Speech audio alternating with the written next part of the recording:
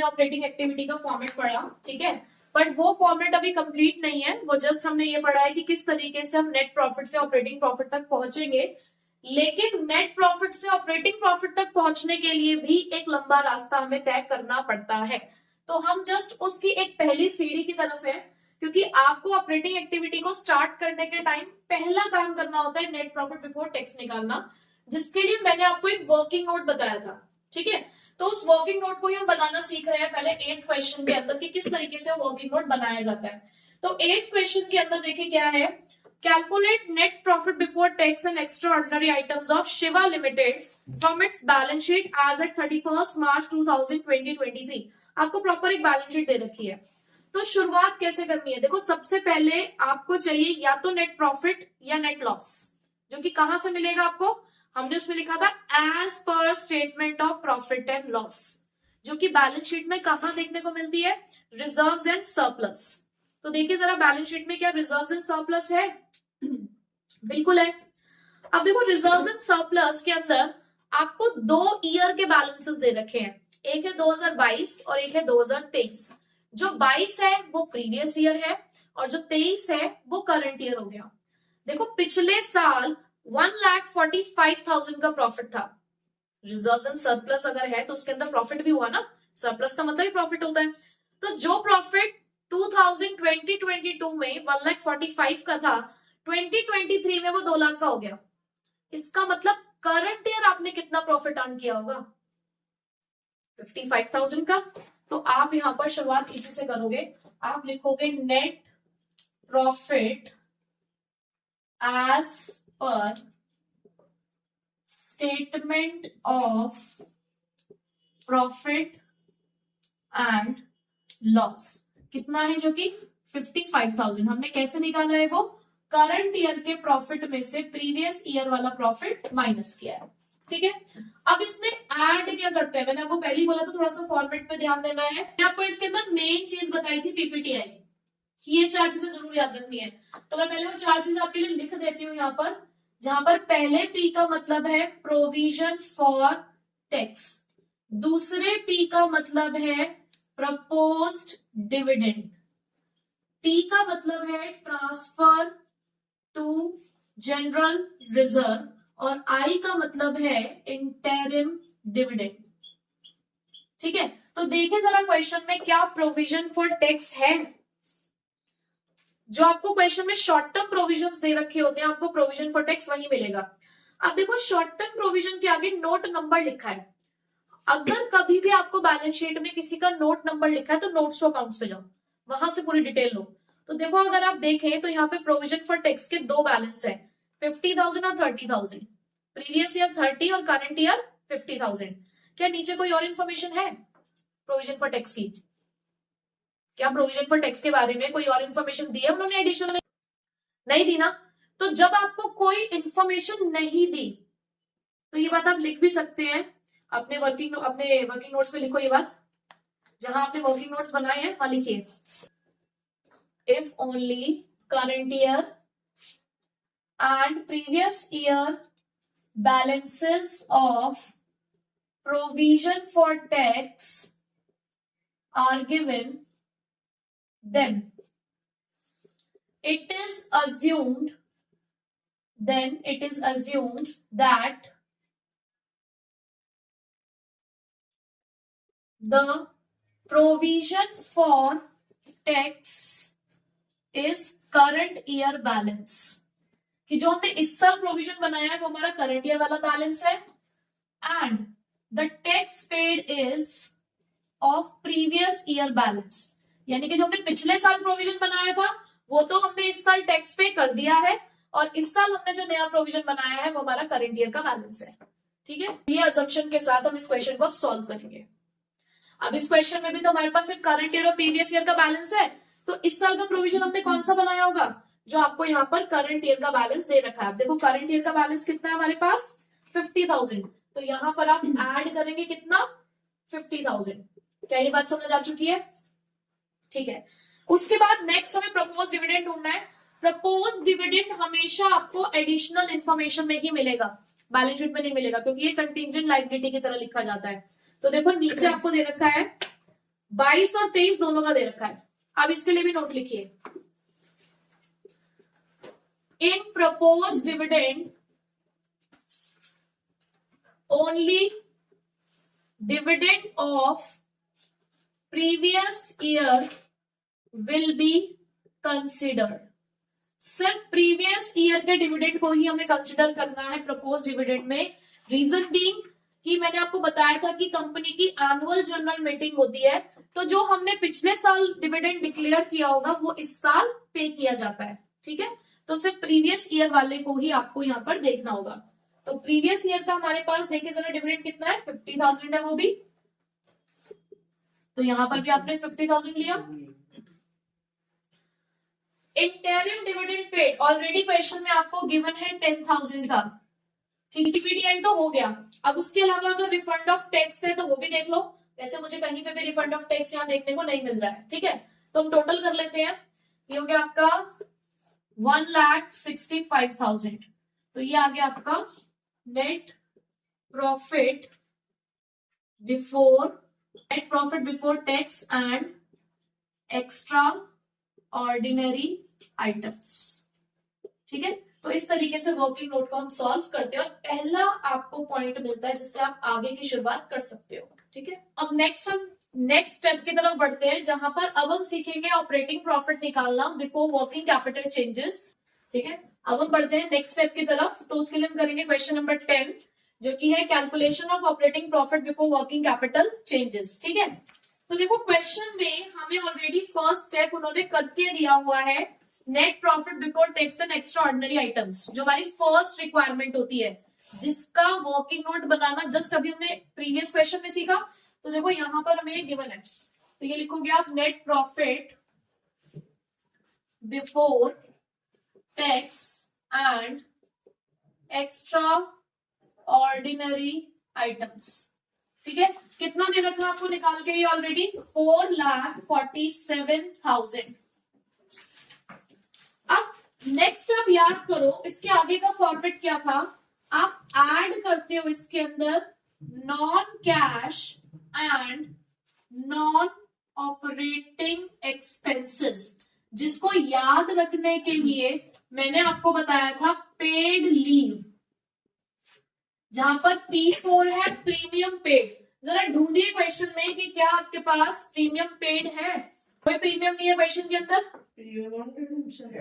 देखो लिखा है premium on redemption of preference shares. ये बात मैंने जब आपको फॉर्मेट पढ़ाया था तब भी समझाई थी कि सिर्फ प्रीमियम देखकर ही मत लिख देना।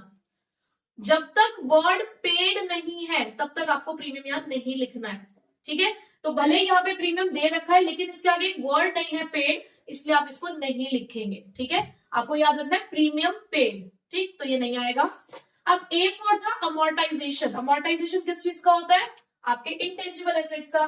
देखिए जरा अमोर्टाइजेशन है क्या किसी चीज का, गुडविल अमोर्टाइज्ड दे रखा है, तो लिख देते हैं यहाँ पे गुडविल अमोर्टाइज्ड। कितना है आपके पास गुडविल अमोर्टाइज्ड, 18,600। उसके बाद आई था interest on long term and short term borrowings.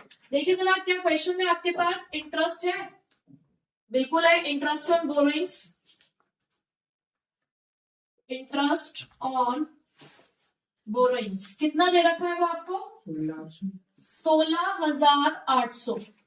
उसके बाद है आई हमारा हो गया। उसके बाद है डी मीन्स डेप्रिसिएशन। तो आपको देखो क्वेश्चन में डेप्रिसिएशन भी दे रखा है, लिखा है ना डेप्रिसिएशन ऑन मशीनरी। तो देखो जरा कितना डेप्रिसिएशन हमारे पास 84,000।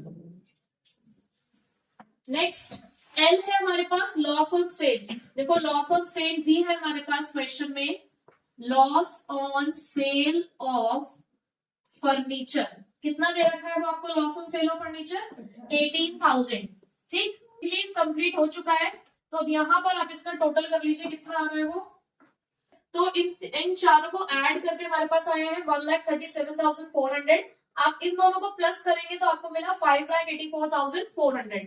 अब इसमें आप लेस क्या करते हो, non cash and non operating incomes.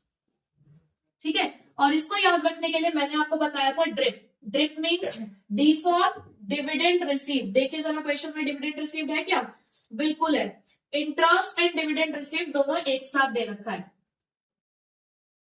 तो आप लिखोगे interest and dividend received on investment. कितना दे रखा है वो आपको? 27,600। और जस्ट बिकॉज ये लेस है तो आप इसको ब्रैकेट में यूज करेंगे। उसके बाद आई है इंटरेस्ट रिसीव, वो ऑलरेडी यहाँ पे कंप्लीट हो चुका है। आर रेंट रिसीव्ड, वो नहीं है क्वेश्चन में। P, P means profit on sale. Profit बोलू गेन बोलू बात एक ही है, तो क्वेश्चन में वो भी आपको दे रखा है, gain on sale of investment. Very good. वो दे रखा है आपको 12,000। तो टोटल कर लेते हैं हम इसका, ये आ जाएगा 39,600। तो चलिए इसको माइनस करते हैं आप इसमें से। तो माइनस करके हमारे पास आएगा 5,44,800। तो ये हमारा निकल चुका है operating profit before working capital changes. अगर आपने इतना सीख लिया तो आपने ऑपरेटिंग को, मैं कहूंगी 50% सीख लिया आपने। ऑपरेटिंग 50% आपका यहाँ पे कवर हो गया है। ठीक है, हमने ऑपरेटिंग प्रॉफिट तक सीख लिया है कि अगर हमारे पास नेट प्रॉफिट है तो हम ऑपरेटिंग प्रॉफिट तक कैसे पहुंचेंगे।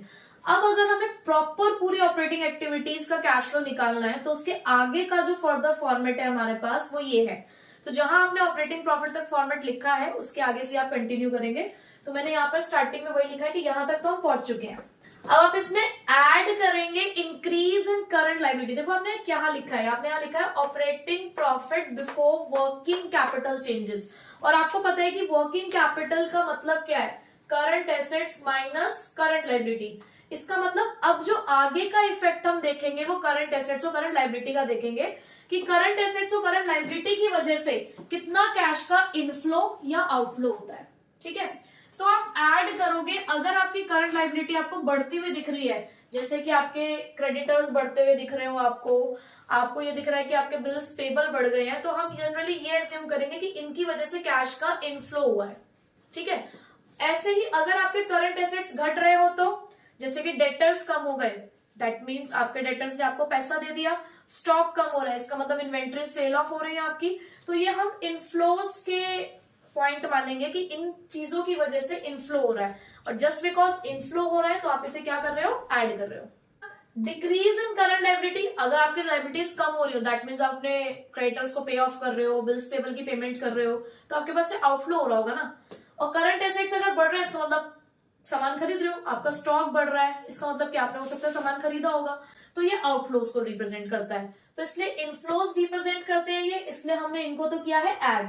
और ये आउटफ्लोज को रिप्रेजेंट करते हैं इसलिए इसको किया है हमने लेस। जब आप इतना कर लोगे तो आपको मिल जाएगा net cash generated from operations. यानी कि अपने ऑपरेशन से आप कितना कैश जनरेट कर पा रहे हो वो आपको यहां तक मिल चुका है। ये पॉजिटिव भी हो सकता है, नेगेटिव भी हो सकता है, इसमें ऐसा कुछ नहीं है कि हमेशा पॉजिटिव आएगा। पॉजिटिव आएगा तो ऐसे लिख देना, नेगेटिव आएगा तो ब्रैकेट लगा देना। ठीक है, उसके बाद आप यहां से माइनस करोगे टैक्स पेड। देखो ऊपर हमने एक टैक्स लिया है, प्रोविजन फॉर टैक्स, वो हमने माना था। प्रोविजन का मतलब क्या होता है? मानना है, हमने एस्टिमेशन था। बट यहाँ एक्चुअल में जो आपने टैक्स पे किया होगा वो माइनस करोगे। ठीक है, आप जो जो चीजें वहां पर ऐड करते थे वो यहाँ पे हम लेस करते हैं, और जो लेस करते थे उसे ऐड करेंगे। जैसे कि टैक्स पेड तो खैर लेस होगा ही, वहां आपने रिफंड ऑफ टैक्स क्या किया था? लेस, तो उसे यहाँ पर क्या करोगे? ऐड। वहां आप इनकम कर रहे थे लेस, तो यहाँ पे एक्स्ट्रा ऑर्डिनरी इनकम को क्या करोगे? ऐड। वहां आपने एक्स्ट्रा ऑर्डिनरी एक्सपेंसेस को किया था ऐड, तो यहाँ पे क्या कर दोगे? उसे लेस। ये तीन चीजें आपको हमेशा देखने को नहीं मिलेंगी। एक्चुअल में आपका फॉर्मेट यही है, लेस टैक्स पेड तक। ये बहुत रेयर केसेस में आपको किसी किसी क्वेश्चन में देखने को मिलेगा। और लास्ट फिर आपका आ जाएगा net cash flow from operating activities. अब मैंने यहाँ पे एक बीच में कुछ और भी लिखा है, यूज्ड इन। अगर ये सब कुछ करके आपका आंसर पॉजिटिव आता है तो that means cash flow from है, और अगर यही आंसर नेगेटिव आता है तो यूज्ड इन वर्ड लिखा जाएगा। आप लिखोगे net cash used in operating activities. ठीक है, तो अब हम इससे रिलेटेड पूरा एक ऑपरेटिंग एक्टिविटी का क्वेश्चन कर लेते हैं, जिससे हम पूरा फॉर्मेट की क्लैरिटी मिल जाएगी। ठीक है, क्वेश्चन नंबर 20 करते हैं अब हम। इसमें सब कुछ कवर हो जाएगा, इसलिए मैंने ये वाला क्वेश्चन लिया है। इससे पहले वाले क्वेश्चंस जो है ना उसमें डायरेक्टली आपको सारी चीजें दे रखी हैं, तो उनको करने में आपको इतनी प्रॉब्लम नहीं आएगी। क्वेश्चन नंबर 20 ऐसा है जिसमें प्रॉफिट एंड लॉस दे रखा है और कुछ एडिशनल इन्फॉर्मेशन है, तो देखते हैं उसका इस्तेमाल हम कैसे करेंगे।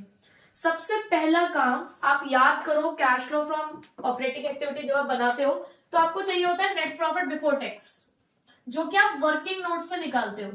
बट इस वाले क्वेश्चन में ना आप देखो जरा अगर इसको ध्यान से कि क्योंकि यहाँ पे प्रॉफिट एंड लॉस गिवन है तो आपको net profit before tax question में ऑलरेडी है। देखो जरा नेट प्रॉफिट बिफोर टैक्स कहां दे रखा है आपको, टोटल एक्सपेंस के नीचे 2,44,000 का, तो आपको ये फिगर ऑलरेडी गिवन है, वर्किंग नोट की जरूरत नहीं पड़ेगी। ठीक है, अब यहां पर ऐड करते हैं क्या, non cash and non operating expenses, जिसके लिए आप याद करो paid leave, P for premium paid. जरा देखो एडिशनल इंफॉर्मेशन में जाके कहीं कोई प्रीमियम वगैरह तो नहीं है, नहीं है। Amortisation, A for amortisation, amortisation देखिए जरा एक्सपेंसेस वाली साइड पे अमोर्टाइजेशन आपको दे रखे हैं, डेप्रिसिएशन एंड अमोर्टाइजेशन, तो इसमें डेप्रिसिएशन भी है और अमोर्टाइजेशन भी है। यहां से हम डायरेक्ट लिख देते हैं, कितने के हैं वो, 1,85,000। यस 1,85,000। ठीक है, आई फॉर इंटरेस्ट, देखो अगर आपको प्रॉफिट एंड लॉस गिवन है ना तो इंटरेस्ट होता है फाइनेंस कॉस्ट, तो अगर क्वेश्चन में फाइनेंस कॉस्ट गिवन है तो वो आपका इंटरेस्ट ऑन बोरोइंग्स कहलाता है। ठीक है, तो मेरे पास यहाँ पर फाइनेंस कॉस्ट है ही नहीं क्वेश्चन में, डेप्रिसिएशन हम ऑलरेडी लिख चुके हैं। लॉस ऑन सेल, ये जो आपको अदर एक्सपेंसेस का कॉलम दिख रहा है प्रॉफिट एंड लॉस में और उसके आगे नोट नंबर लिखा है, तो जरा पीछे नोट नंबर पे जाइए आप। जब आप नोट पे जाएंगे तो यहां पर आपको दिख रहा होगा office expense, selling expense, loss on sale, मिल गया, loss on sale of asset, तो यहां पे लिख दोगे loss on sale of assets. कितने का लॉस हुआ है आपको, 36,000। ठीक है, और तो कुछ नहीं हमारे पास, तो इसको आप ऐड, तो ये आ जाएगा आपका 2,21,000, ऐड करोगे तो ये हो चुका है 4,65,000। ठीक है, अब इसमें से आप लेस क्या करते हो, non cash and non operating income, जिसको आप याद करने के लिए क्या लिखते हो, drip, dividend received, rent received, interest received, profit on sale. देखो जरा आपको ये मिलेगा अदर इनकम में। अब अदर इनकम के लिए भी नोट्स दे रखे हैं, तो देखो आप डिविडेंड रिसीव्ड और gain on sale of plant आपको दे रखा है, लिख देते हैं। तो डिविडेंड रिसीव्ड कितना है आपके पास, 5,000। यस 5,000, और profit on sale of plant कितना दे रखा है, 40,000, तो ये आपका टोटल हो गया 45,000 माइनस का, तो अब आपके पास जो प्रॉफिट है वो कितना आ चुका है, 4,20,000। इसे हम क्या बोलते हैं, operating profit before working capital changes. देखो यहां तक आप सीख चुके थे ऑलरेडी, आज मैंने इसके आगे का सिखाया है आपको, तो आगे अब आपने क्या करना है, ऐड करना है increase in current liability and decrease in current assets, और लेस क्या करना है आपने, decrease in current liability and increase in current asset. तो अब ये आपको मिलेंगे कहां, करंट एसेट्स और करंट लायबिलिटी, तो अब ये करंट एसेट्स और करंट लायबिलिटी आपको कहां मिलेगा, अदर इंफॉर्मेशन में देखो आपको चार चीजें दे रखी हैं। ट्रेड पेबल्स करंट लायबिलिटी है, देखो करंट लायबिलिटी आपकी पहले ये 2,50,000 की थी, अब ये 2,78,000 की हो चुकी है, इसका मतलब ये कितने से बढ़ गई है, 28,000 से। क्या हुआ सूरज जी, तो ये इंक्रीज हो गई है, तो आप इसे यहां लिखोगे ट्रेड पेबल्स 28,000। ठीक है, इसी तरीके से ट्रेड रिसीवेबल्स पहले थे 4,15,000 के, अब हो चुके हैं 4,52,000 के, तो ये बढ़ गए हैं, यानी कि इंक्रीज इन करंट एसेट्स में आप इसको लिखोगे ट्रेड रिसीवेबल्स, तो ये आ गया आपका 37,000 नेगेटिव में। ऐसे ही ऑफिस एक्सपेंसेस आउटस्टैंडिंग लायबिलिटी है, पहले 5,000 की थी, अब है ही नहीं, इसका मतलब कम हो गई है, तो आप यहां लिखोगे outstanding office expenses 5,000, selling expenses outstanding पहले 22 के थे, अब 25 के हो गए, इसका मतलब 3000 से बढ़ गए हैं। तो आउटस्टैंडिंग सेलिंग एक्सपेंसेस ये 3000 आ गए यहां पर, ठीक है।